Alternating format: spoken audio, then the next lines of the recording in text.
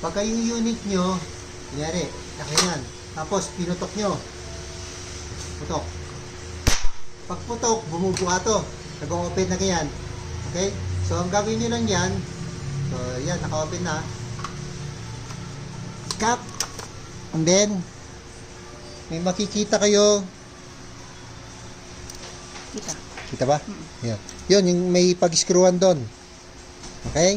So, mag-shoot kayo ng Allen key na, ano ba to? Either 1.5 o 2. Subukan nyo paikutan yung spring sa loob. Paluwag.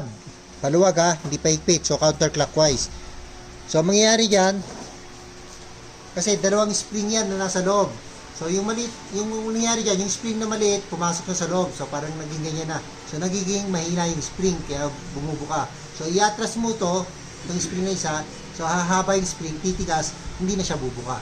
So, paikot-ikotin yan hanggang talagang timigas na yung spring. Ano lang yan. Kaya lang, ang ano naman, ang trade-off, kung minsan, mahirap i-lock. Dahil tulak na tulak yung spring. Pero, yun lang pag-ayos nun. Okay? Tutok na natin to. Ay, hindi, papalong talaga.